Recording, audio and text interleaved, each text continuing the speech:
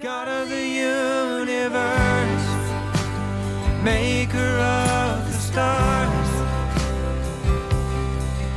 who am I that you would know my name?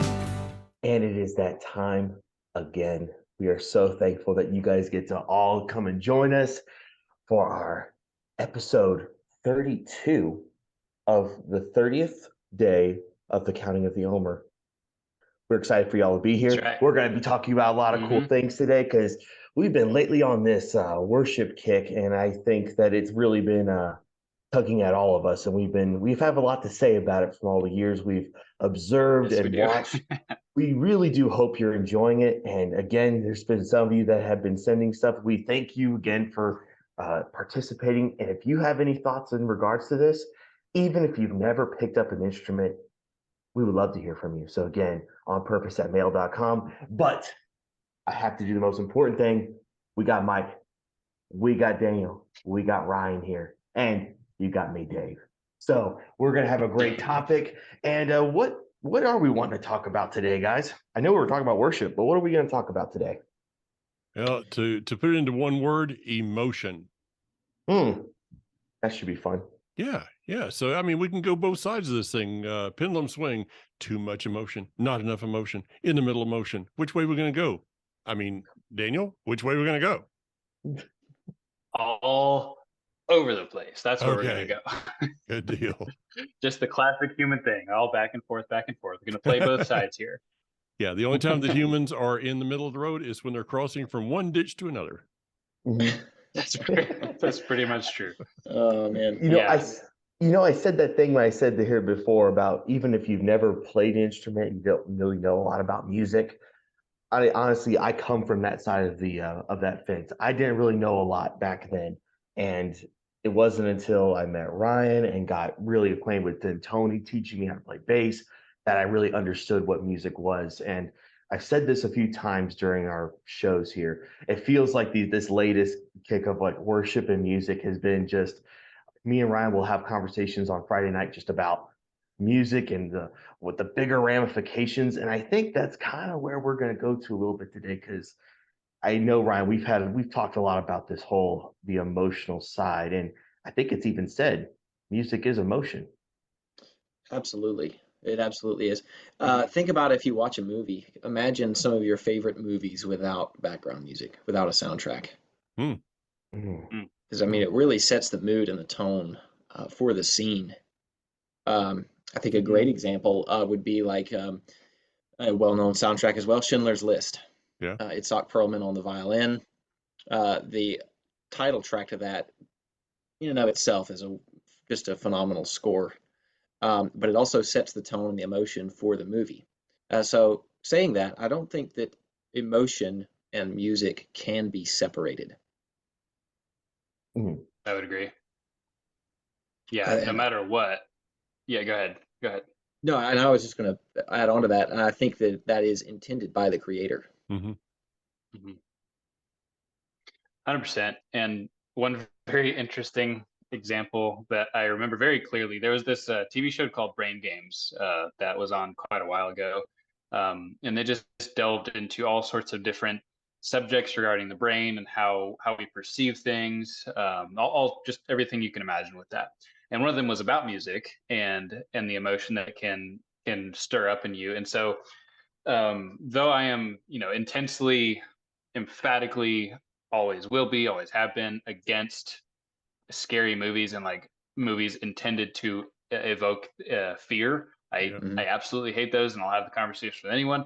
They did an interesting thing on that show where they showed kind of a movie you would imagine from a scary scene, like darkened house, like kind of strange looking items. And they went through it once with a very ominous music in the background, exactly what you would imagine, creepy violin, all this sorts of weird stuff. And then they played through it again with this like bubbly, dumb, like just kind of something you would expect on a kid's show where there's just way too much stimulation that everyone is jumping up and down. And the experience was polar opposite. You're like, why would anyone ever be scared of this when you're hearing that music? And that is how powerful the emotional response can be with music. Yes. Well, I'm kind of thinking about, I remember when Jaws came out, Mhm. and that is still, as someone that used to surf years ago, many years ago, I've been out off of Jacksonville Pier and looked out, and it's like, hey, there's sharks. Then Jaws came out, and you can imagine that show with that moment in time, and you got like Twinkle Twinkle Little Star in the background. It just wouldn't quite have the effect. No, it wouldn't. Yeah. It would not. Yeah. Yeah, it's true. So, So, No, go ahead. good. no, I was just No, going to I'm say, stepping out. yeah, it's interesting. If we actually go back, and I have a little bit of a background in this from studying music history along with music theory. Historically, music has taken an interesting path as far as we understand it now. Now, I'm not going to speak to Eastern theory or any of those ideas, but as far as Western, if you will, or European classical theory and its history, if we go back to the Baroque period and then even into the classical period. So the classical period would have been around 1750 to around 1820.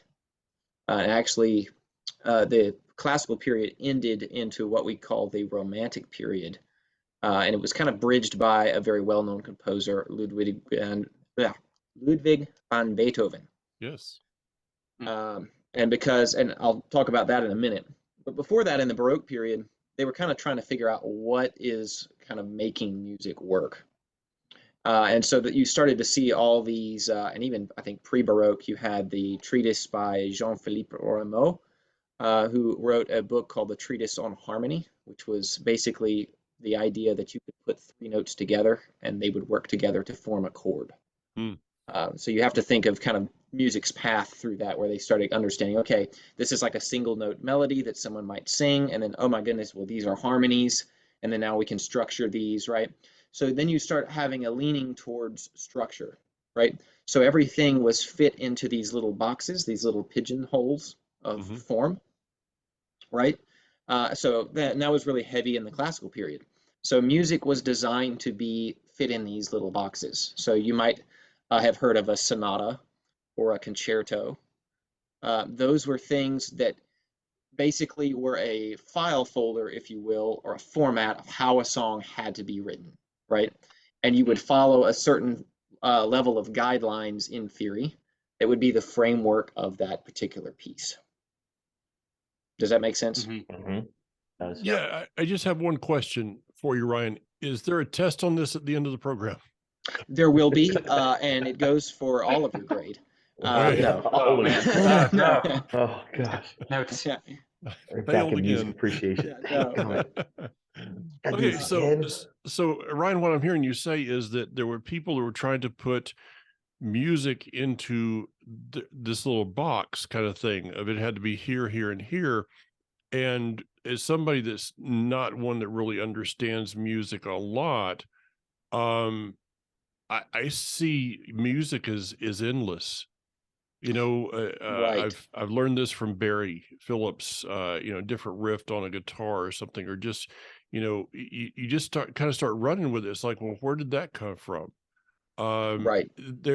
It's infinite. There is no Right. end.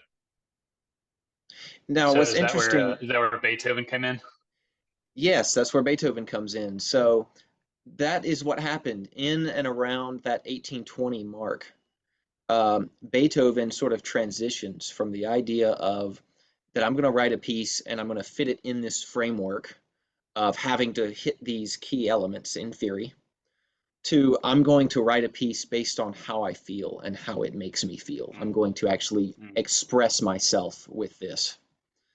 Which one might could argue that maybe he returned in a sense back to the Psalms, or the idea of the Psalms, that I'm writing something based off of my surroundings or the circumstances that I might be in. And it actually created in history, it created two camps of composers. Ones that were vehemently opposed to the idea that music should be ruled by emotion or could be put in a framework of emotion. Mm-hmm. And then those in the camp of Beethoven who said that music was pure emotion and that emotion should formulate the pieces and that you could write essentially whatever you wanted outside of a framework and let it be infinite. And you actually can read, there's some letters and so forth and writings that would appear at the time where they would literally attack, one camp would attack the other, just kind of standing on whatever they deemed as right, if you will. So essentially not much has changed at all. That's so interesting to hear the history behind that, because you find that exact same thing today. And I hope this is kind of what we're going to get into this week is essentially going to talk about both of the abuses on both sides of the too much emotion, the not enough emotion, and hopefully find our way somewhere in the middle. But it's so interesting that that's the history, because literally today, the arguments you hear of the abuses are, oh, they're just being emotionally manipulated and they're not experiencing God. They're just experiencing emotion. And then you have other people over here like, if there is no emotion, then how are you feeling anything? And just to kind of lay some groundwork here, I think the reason we're talking about this is because we try to incorporate and be conscious of God in our day-to-day lives. That's kind of one of the things we aim for, is being more conscious of him in a day-to-day thing and a moment to moment. But these times of worship, specifically with music, like we're talking about right now, or let's just say times of just kind of sanctified, separated worship, whether it is with music or not, those times they are less common because we are people, we have busy lives, we have so much we have to do. So one of the things we want to do is try to structure our minds and our souls and spirits in such a way that that small amount of time that we do have with that intentional worship is effective, and that it is, even though it's not a big quantity, it is high quality. And one of the ways to do that is to figure out this emotion thing, because it is integrated into worship. It is integrated into your relationship with God, whether you think it is or not. It is just part of it. And if we can identify some of the abuses that we may not even know we've been observing or thinking about, and just kind of get over some of these blocks, then it will make our times of worship more effective and more high quality. So that's kind of, I think, why we're talking about this right now. If I kind of want to jump off what you're saying there, Daniel, because I think that a lot of times I hear I think if you're ever in music and around this sphere, especially around worship, a lot of people like to run with some theories on what that means, whether they're being manipulated or whether this emotion, like we're talking about, we're about to get into. And I think that with this, I would like to. They come from a place like not even understand. Like we just went through kind of to explain to y'all the history of what music did in a very basic way, and there's even more complexity and detail to that. But what music did, even to start off with, we're having the same exact arguments today. Like we're realizing, and to realize in your everyday, you're being bombarded with music. If you think about it, when you go out to town, when you go into a place, there's always some sort of something playing. They realize that music, I mean, store owners, businesses have realized music does wonders and it helps with sales. So we now are inundated here in America with music constantly, every day. So then we come to a time where we get to either have live or just come sit down and listen to music. And sometimes but remember back then, that wasn't even a thing. Like that was a privilege to be able to hear somebody who was gifted at a piece of an instrument or a song or something. Now today it's just, it's on my phone. I could literally just play something absolutely gorgeous and beautiful off my phone. So we have to understand that we have to appreciate that we are being inundated with this stuff. So then when we come to a worship service, sometimes we might have some theories, or maybe like you said, Daniel, we're maybe in a place that now we're somewhere where they can, okay, maybe this isn't for me, or something is off with me with this. So I think that there's something we have to also recognize that. Let me take a little different off of what all you guys are saying. Let me take a little different turn here. So let's say that you invite me to your house, Mhm. and we're going to have dinner, and you say, hey, let's put some music on. Mhm.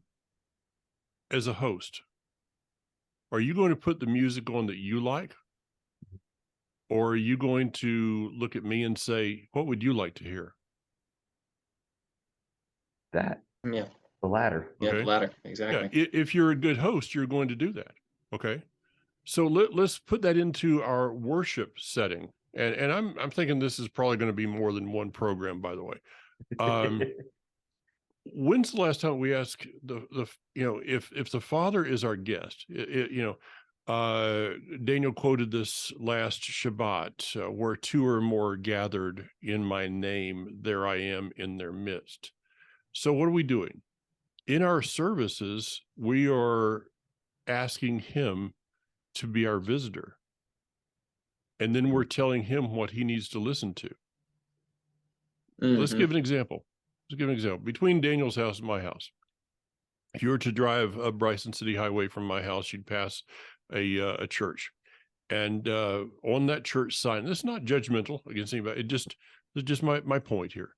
On that sign, it says, at such and such a time, traditional service. And then at another time, contemporary service. Okay. So what are you going to show up for?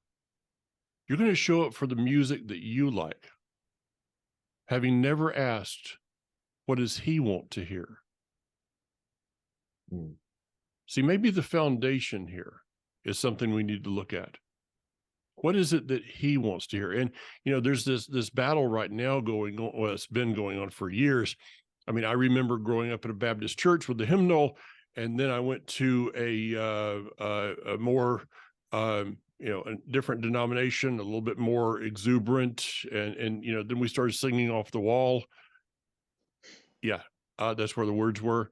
And then we kind of put all of that to the side, and now we're moving in these other different directions. But has anybody, if I walk into a service and they're singing a hymn, but I'm in a charismatic setting, or I'm in a Hebrew root setting, and how dare they not be playing something that's this kind of Jewish in nature, and instead of stopping and asking, Father, what is it you're wanting to hear today? Mm-hmm. I think that's most important. Absolutely. Yeah. I have heard it said and have been accused of emotional manipulation with music, Mm. which is a strong term to use. And I think it's a term that should not be used lightly. Yeah. And I think first that we need to actually break that down as to what it is. Because we've established, at least in my opinion, that music and emotion are essentially one and the same. And to give an example of this, back to history, I think everybody is familiar with the Hallelujah chorus by Handel. Sure. Hallelujah. All right. I think most would admit that when you go and you hear that played by a symphony with a choir, and you get to that particular part, it's a very emotional part of the song. It will pretty much bring an entire room to its feet. It's quite overwhelming. That fit within Even the by people that framework. don't know what the word means. Okay. Exactly. Yeah. Exactly. And all that done within the framework of rigid form because of the time period that it was written in, as we have established. So, all that to say, when you accuse someone, if you will, of emotional manipulation with worship, I would deem it the same as if we go to scripture and we see the man who formed the menorah, who got gifted the ability to do so. Mm-hmm. Somebody coming to him and saying, you didn't make the menorah, you merely manipulated metal. Oh.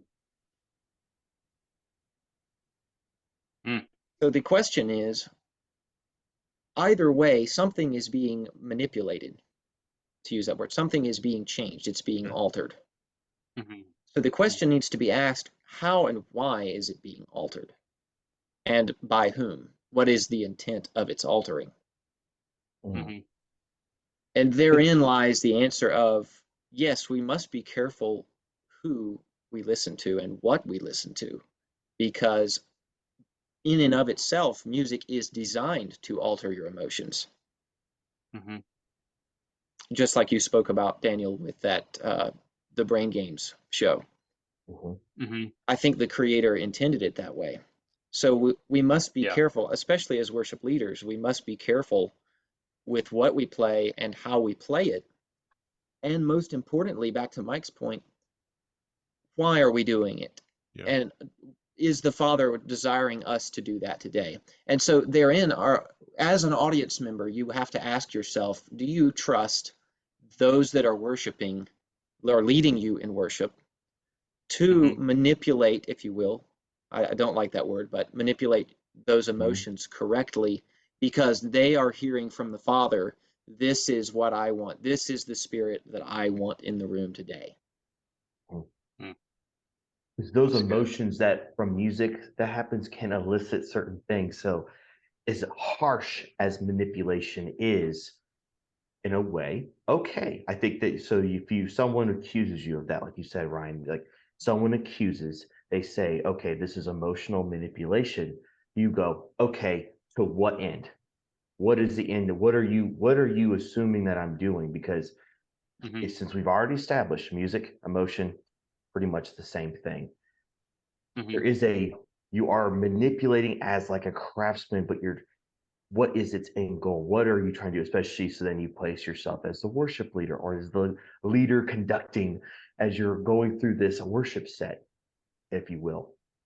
What is your goal? What are you trying to do? And I think then we've established from previous episodes, if it's anything other than not serving the God the Father, that one that's in the room, you're doing it wrong. Because if you're only playing into, and of course we can argue about that, please, I would love to hear a debate on that as well. But if we're not, because it's us worshiping and then the audience follows in what we are doing, and we've seen that many, many times. And I know how many times we do a set list. This is what we're going to do, and we always get that from, what's your set list? What are you going to play? And it's like, this is what we're gonna do, but I can't guarantee that that's how it's gonna be. I'm sorry, Yeah. Yeah. because What happens when the Father goes, yeah, that's a nice set list, but this is what I wanted to hear? What happens is that I'm sitting there trying like to what you said, figure out Mike. what where Daniel had that on his phone to put it back up on and that was what happened on this past Shabbat. It's like Daniel is not there, and I can't remember how to go back to the yeah. He started at the end of his playlist instead of the front. Yeah, happens. I think the biggest situation that people like to draw from in context of emotional manipulation is youth and young adults during worship, specifically at a summer camp, let's say. Oh yeah. Because they're gonna point to the fact that these kids are saying the worship was amazing. I mean, everybody was just in tears and on their face and all this stuff. And the accusation gets brought, well, I mean, you just felt emotion and you cried, and then you came back and returned to your life and nothing really changed. And I mean, that is the biggest load of stuff that I hate that, because let me put it to you this way in a little story. The guy that did mine and Kate Speed's premarital counseling, excellent, wonderful friend of mine, just an amazing guy. Yeah. He was a youth pastor for a long time, and then now he is kind of heading up a local prayer room here. And he struggled with this same kind of thing, because he would be invested in these kids' lives, and he would know what's going. He would ask them questions. He would really, really take this seriously, and so he knew this person walking in, they were not where they should have been just a little while ago. And yet they came in and they worshiped. And from all appearances, they were really worshiping, and they were really feeling, ooh, if I can even use that word, they were feeling the presence of God. And he was struggling inside of himself, like, Father, what? I mean, why are they experiencing this? What do I do with this? And what he felt the Father say to him was, don't you dare try to take away my time with my children. because that might be the only moments that those kids do have encountering the Father. Because let's face it, more and more, the youth and the teenagers and young adults are having a hard time in the culture we live in, because every single aspect of life is against them and trying to confuse them and throw them into chaos. Yeah. And so do they go to a camp and experience God in an emotional way and then go back out and then struggle with life again? Duh. Okay. I mean, of course they do. That's part of life. You go Yeah. through these cycles and you struggle with things. And so to point to the emotion specifically and say they just experienced emotion, they didn't actually feel God, that is just the most ridiculous thing. I can't stand that. And I think that is probably one of the biggest examples that is used, because their argument is, well, where's the fruit of it? Where's the fruit of it? And you know what? Sometimes you don't see fruit for 10 years or 20 years or so. And so it's just not for us to look at that moment and judge what is really going on inside their heart. Well, let me come to the defense of youth, which I hope I'm fairly known for. You know, you go to a youth camp and you feel you're in that emotional place, and you guys know as well as I do that the reason that we do not have parents in the room is not because we're trying to tell their children things that, you know, we're not trying to keep secrets and, you know, behind their back. No, we're not the school system. We won't want to manipulate them, would we? Yeah, we're not trying to do that. We're trying to give them a place that they can be free. And we're trying to bring that in. And parents, it doesn't matter really, you know, how great you are. There's something that happens when you walk into the room. You know, your child just reacts different. Okay, it's not personal. They just react different. Not at all. You know, Daniel and I have had to work this out between the two of us. You know, it's just that family relationship has different dynamics. So, you know, we see this freedom with our youth, with our young adults in worship, and they come out of that place, that camp or whatever it is, or Revive or wherever, a youth meeting that we've done together, and they're, you know, on fire for worship and praise and changing their life. And the first thing that happens is somebody throws a wet blanket on it. So maybe the problem is not the over emotionalizing of the youth, young adult, or adult service, doesn't matter. Maybe it's not the over emotionalizing, it's that the world seeks to put that wet blanket on it. And you know, as parents, we need to make sure that we're not the wet blanket. That's done pretty absolutely. bad. I find that most infuriating when that happens. To me, that's the equivalent of, you know, seeing somebody give a gift to someone else and going up to them, you know, and that gift being given out of love, and then going up to that person saying they only gave you that gift to manipulate you. Yeah. Mm-hmm. You know, you're robbing everything from that situation. All the good that was done there, you're attempting to rob. So yeah, definitely be careful saying that. And I just want to point out real quick that God does not frown upon emotion. And we've talked about this before, how if you read the Psalms and you think that David was not emotional, then you need to reread them, because he is about as raw and bare and naked before the Lord as anybody could possibly be. And the Psalms were music. And so and yet he was called the man after God's own heart, because I think those two things are absolutely related. They are one and the same. He was a man after God's heart because he was so raw and emotional. And remember this, then David, I'll throw it over to you, that when David came back from dancing before the ark, it was his wife who was the wet blanket and who ended up becoming barren. That's exactly right. David? Yeah. This is the I like what Ryan said. Infuriating. That is something I think is the right word. This would at first going being a part of Exodus Road Band. It's like, oh wow, cool, you're part of a band, and you start seeing things, and you think that, oh, this is how things go. You realize very quickly that not one place is the same. People react differently. Oh, We've had people be just, we thought we weren't doing a thing, and then afterwards, a just roar of just people, like it was just like just totally like, okay, I didn't expect this reaction, yeah. or just the breakout that happened. Just it was like, how did that work? And that's what I wanted to. Daniel hit on something that really like that's what gets me a lot, is because I used to be that way of, well, if I don't see a result immediately, it wasn't for anything. And it's such the raw, it is literally the worst thing, is that we had people then come up and say, so what, you just wrote that whole thing off? You thought that nothing happened after that? Let me tell you what actually happened.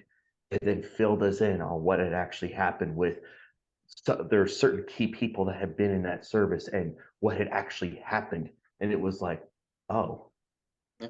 so you mean that that whole thing actually can lay seeds, and it doesn't have to be this immediate, again, this almost fast food mentality of it has to be an immediate answer response. I'm telling you, he doesn't necessarily always work that way. Sometimes there's more beauty in something developing and cooking for a little bit. And then, like you said, Daniel, 10 years later, boom, there's a testimony involved in all that. I think that's, if there's anything we like to try to hope to embody, is to provide that atmosphere where the Father is wooing his people back to him. If there's an if that means we have to throw out the set list to bring out that one song that we maybe never practiced before, or that one song that's just like, this is it, this has to be it, and we just all follow each other, it's worth it, because we know the Father's asking it for a reason, and we just follow in with that. And so to be very careful on accusing, whether, like you said, Daniel, that's something like, well, they just felt emotion, and that's all it was. Like, it matters a lot, especially when you go and you're inundated, like I said in the beginning of this show, that you're inundated with it day in and day out. But it's one thing to actually have an encounter and experience, and that song is linked to that. I think I first could raise the hands, like there was a song that was playing that kind of was, there's something about that whenever I hear it again, it always takes me back. It always takes me back. And I don't think anyone could necessarily argue that, or I would hope that people wouldn't try to argue that music doesn't evoke emotion, because if the argument is you're just manipulating their emotion, then the other side of that is, well, how are you allowing your emotions to be manipulated by the music you listen to? Because it does, no matter what you listen to. And I remember a very specific season of my life that was difficult and dark. And I remember I was subjected to a particular song multiple times through the period of a couple weeks. And the lyrics of the chorus were, "This is not my life. This is not my home. This is not me. I hate this." It was a heavy metal song. Don't ask why I was subjected to it. I'm just going to leave it at that. But that was right after the tornado hit our house. And so we were living in trailers. And so we're living in this temporary situation. And those are the lyrics going through my head over and over and over again. And it really put me in the dark place after that, especially after that whole situation. And so regardless of what the song is, it is manipulating, again, Ryan, like you're saying, not a great word, but the one we're using. Your emotions, it's making you feel things. And so the question is, if music evokes emotion, period, end of question, then why would you point to worship as a bad thing for quote unquote manipulating emotion when it always does that? And I think that's what you're trying to hit on a little earlier, Ryan. Yes. To go back to that analogy, you could say it takes the same amount of gold to make a golden calf as it does the menorah.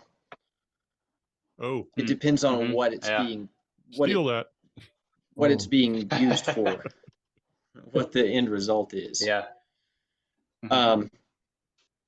It's funny too, just to throw this out there, I've also heard this argument of tuning. Some people will tune to a different frequency, they'll call it. Usually it's about a half step down, and claim that it's a healing frequency. I have a news flash. Theory still works. You're not on, instead of being in C, you're just in B, or instead of B, you're in B flat, or on and on and on. Okay. So I don't have to tune down. I just put a capo on, and I'm still, you know what I mean? That's to me the most ridiculous argument. Okay. Just to, anyway, I'll get off my soapbox on that one. Here's one to go to. This is another one of these little turns here. Why is it that only God is blamed for that? Why is it that is only part of our spiritual life that people are, oh no, they're manipulating me. I'm not a real sports person, but you could say, oh, the reason they put that scoreboard up is just to manipulate my emotions. The reason for that commercial, they put that little kitten in there to just to manipulate my emotions. I'm never going to watch television again in my life. Where else? You stand up to receive an investment offering at well, they're just trying to get my money. Nobody walks into Walmart. I went to Walmart today, and I didn't just walk in and look at the guy that's watching me do his work at the self-serve and go, you're just here to get my money. It's just like God is given a different standard for everything of life. And it's normally not, it normally doesn't work to his favor. Yeah. And I would say that's even evidence that he is real. Yeah. And worthy of pursuit, because every aspect of life, that's the most pointed at of all the problems. So if everybody's pointing at it, you should probably be like, oh, everyone's pointing at that. Maybe I should go check it out. Yeah, everything's God's fault. Except for, it's like, you ever had an insurance contract and it said, except for acts of God? Yes. I've never seen one that said except for acts of Satan. That's an interesting point. Very interesting. How interesting. Yeah. So, do you think that maybe a little bit of this is coming from maybe people maybe there's a bad experience? And again, I think we've talked about people having bad experiences before and then judging everything based off a bad experience. Yeah, 100%. Yeah, but I had a bad meal one time. I didn't quit going to restaurants. Exactly. I think what we're also trying to evoke here is that the social media online is just constantly inundated with, oh, they're just trying to manipulate it. They're trying to manipulate me. If I post this, they won't be able to do this. And it's just everywhere. And sometimes you just got to take a step back, go, wait a minute, hold on. There's no harm in asking the question, what's the purpose of this? And I would like to offer anyone who thinks this way, thank you for still listening. If you've thought some of these things that we're talking about, maybe take a step back and just listen to where people are going and what is the goal. We talked many times about what the goal of worship should be. We made scripture references and what scripture talks about how worship is, and obedience is the highest form. A lot of people don't like to think that way, but obedience is the biggest form, and God wants you to be in that place where you're just obedient and just listening to where he's taking you, because it's not about you just listening to great music. Hopefully you are listening to great music. Sometimes it's not even that great of music, but there's something behind it. There's a genuineness in it.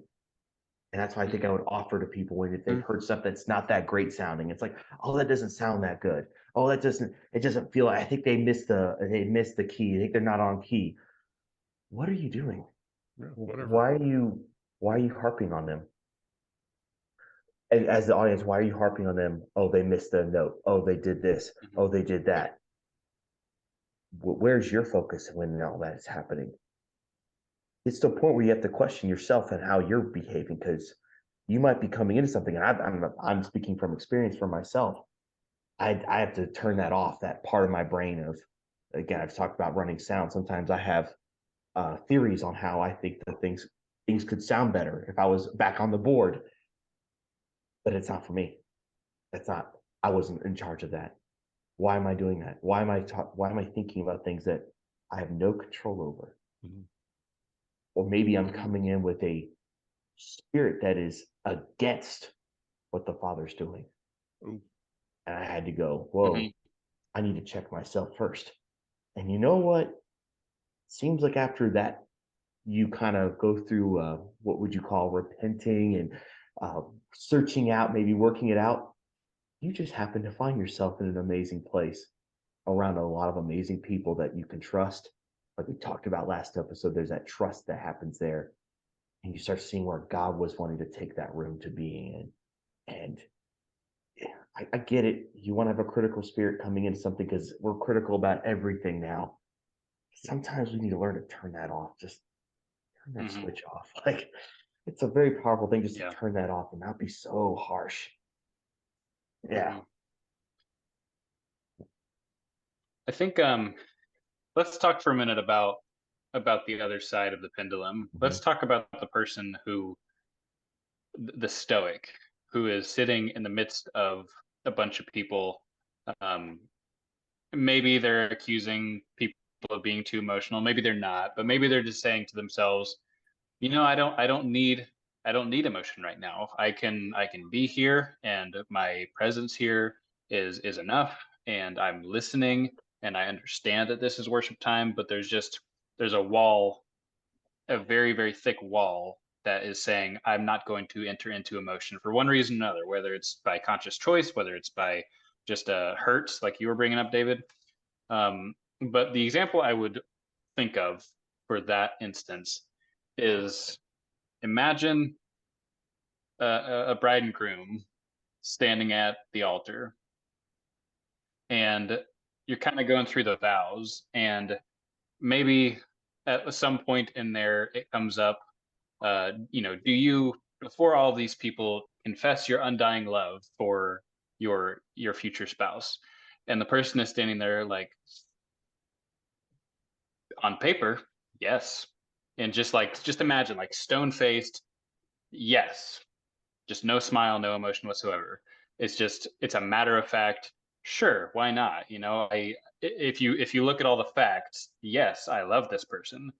It's just like, I don't know. It's not exactly the romantic movie where the guy sweeps the girl off his feet and they ride off together into the sunset. It's more like they just take a walk down a very dull alley and just kind of. Sorry, I'm going off, but you get what I'm saying. Like, there has to be emotion in love and commitment and covenant, at least in the way we understand it today. I know it was a little different back then with, the fathers arranging marriages, that kind of thing. Let's just stick it in today's context and not get too crazy with it. Yeah. But it's not, yeah. You really hope that when two people come together, they actually love each other, and love, obviously, and emotion are this, they are one and the same as well. And so I guess that's where I would go to, is that, do you have to show the emotion, and do you have to, have the tears as the evidence of the emotion? Absolutely not. That's not what we're saying at all. We're not saying if you don't cry, you're not experiencing God. That is the farthest thing from what we're saying.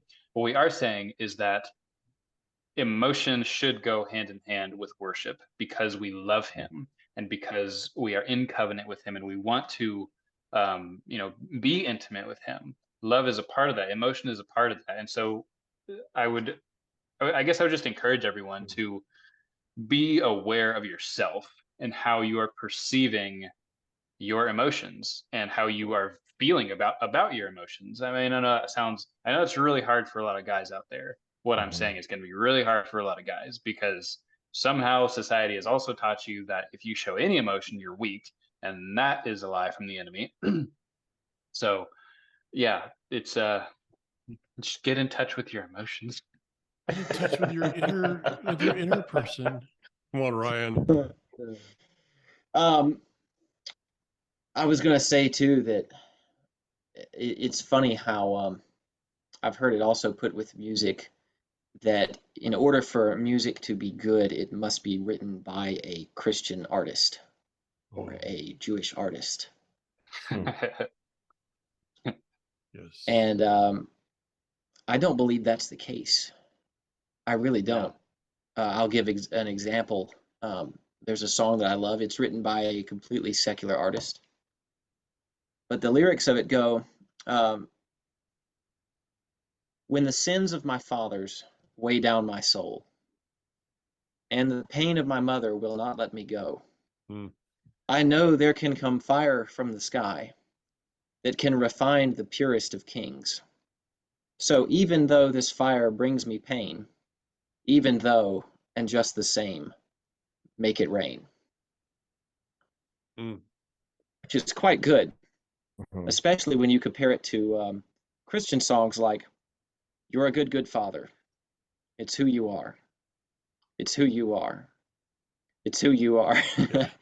And I'm not, the concept is great, and that those songs have their place.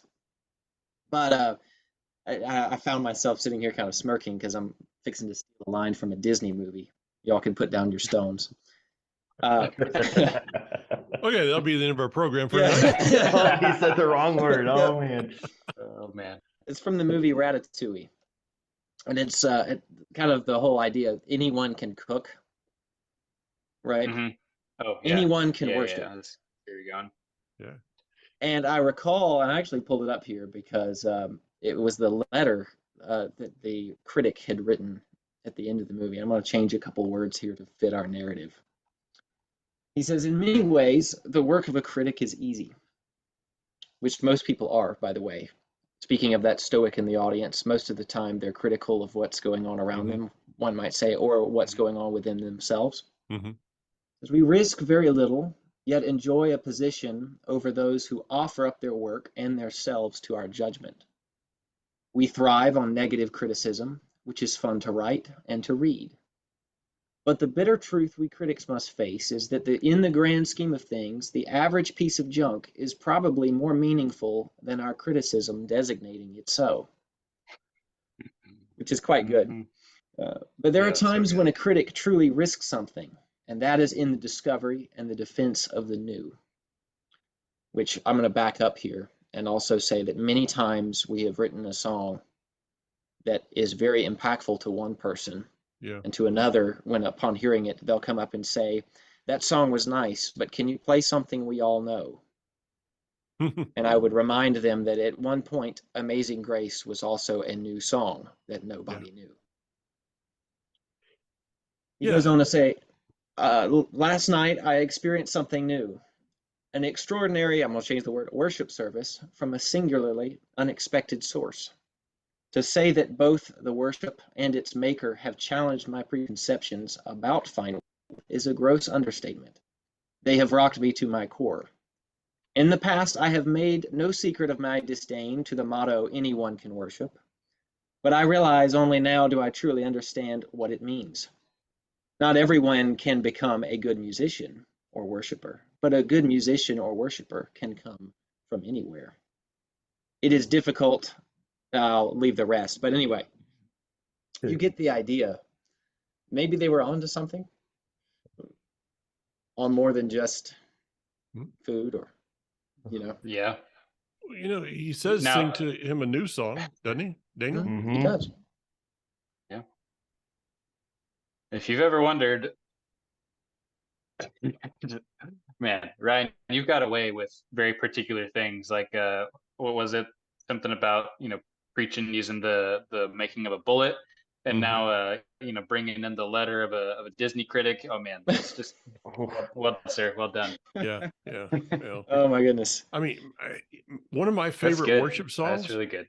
Yeah, one of my favorite worship songs is by Styx. Show Me the Way. Yep. I mean, that song just drives me every time I listen to it. It's like, oh, wow. Because I mean, it's so filled with the reality of what my life is a lot of times.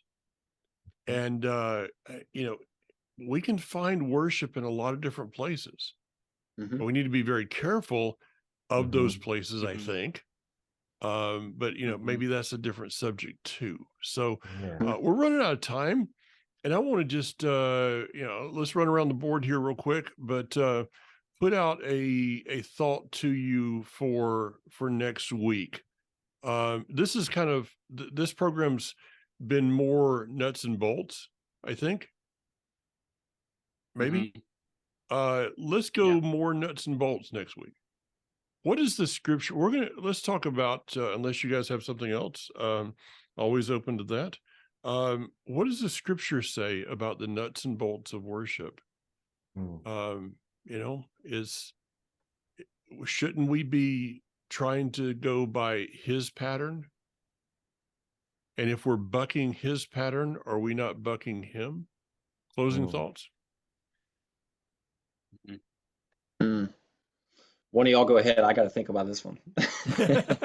Oh, I should have said Ryan. I know, right? I should have. I got think out of it pretty good. could jump in here. I think I wanted to close off with a point because I think that's a great idea, because I think that a lot of times we like to assume, like, right, even the concept, not even trying to knock on it, but like, what's the definition of a worship song, right? Like, because other people have vast different what they would categorize as a worship song. That could be for another time, but that's like those kind of questions. And I think that on a separate note, I wanted to bring up something I think has really changed how my outlook is on stuff. Like you said, Daniel, you had mentioned it, and I really wanted to bring that up. I've had many parents come up to me and talk to me about how, oh, my kid's listening to all this music and listening to, it could be metal or whatnot, and all this stuff. And I would look at them and go, yeah, so did I. Those prayers do work. It's not going to be instant, but they're going through some stuff and they're trying to figure it out. And I wanted to just offer a message of grace. And I wanted to say, I get it. You're worried about your kids. I get it. You're worried about what they're going through. Prayer does make a difference. It does matter. But I want to say is, don't look at the, I would say is, I want to offer perspective change. Don't look at the music as the problem. Find out what's bothering them. Get to the bottom of what that is, what's really bothering them, what's really bugging them. What's driving it? What's driving it? Because in reality, the music is just a sign. It's just a sign that something else is not right. Yeah. And they're trying to get it out and trying to they're trying to figure out what's going on. And a lot of times they might not even feel like they can even talk about it. That's your first step right there. Why are they not talking about it? I'll just add into that as some of you guys have heard me say that when we're together and we're doing meetings, I personally try to talk with the young people, with the youth, not at them. Daniel, Ryan? They know respect. Yeah. Dave, excellent points there. I think that's very, very important, because I definitely went through that same thing. Had a very distinct phase of life where I was listening to emo music, and I was never into the metal, but like seriously emo music, kind of like the hard rock type stuff as well along with that. But all of it was like you're saying, just to kind of give another testament to what you're saying, all of it was trying to find expression to things that I didn't understand yet, of things I was feeling in times. And that doesn't necessarily mean that that's the music I should have been listening to, because there's two things you can do regarding music when you're feeling something. You can either listen to something that will affirm your feelings or bring you to a different feeling. And what most people are doing in those moments is they are trying to listen to something that will affirm and keep them in that state, and like help let them just kind of bask and kind of marinate in those feelings, when in reality they should be listening to something that will help get them out of that. But they don't know that at that point. They just know, I'm feeling something and it has to come out somehow, and this kind of helps me. So just to give credence to what you're saying, I guess my other thought would be, just kind of touching on what I said earlier, that it's very important, I think, to communicate with God, with yourself, with your spouse, with your parents, whoever it is. I think we can sometimes make the assumption, I know I have, that just because you do the things and you quote unquote know how to do them, that's enough. But it's not necessarily enough to just open your Bible. It would be better if you took a few minutes before you did and just prayed and kind of just were aware of what you're feeling, what's going on, because it's just going to make every time that you have more effective. Just like you would communicate with your spouse, like, I appreciate that you did the dishes, but you kind of had a scowl on your face the whole time. It's not just doing the thing, it's doing the thing with the right heart. So personal with the dishes. That'd be my encouragement. Yeah. That ties in Hey, with. I've done it too. That ties right in with actually what I was going to say. It's a quote by a very famous musician and songwriter, and it's interesting, somebody that makes their living, their whole life writing music, to say this. He said, "The world does not need any more songs. There's enough songs for every man, woman, and child to last us until the end of time without one more being written. Unless that songwriter has clean hands and a pure heart and something to say." Remember that quote. Wow. I think that's a pretty good place to wrap this up. So let's come back next week to the form of things, because the truth is that we're going back to one of our first programs we ever did. Why are we created? To worship him. And so in that worship, we find out that in that relationship, yes, he does have plans for us, for good and not for evil, to give us a future and a hope. So live your life on purpose. Till next week, guys. See you then. Sounds good. Shalom.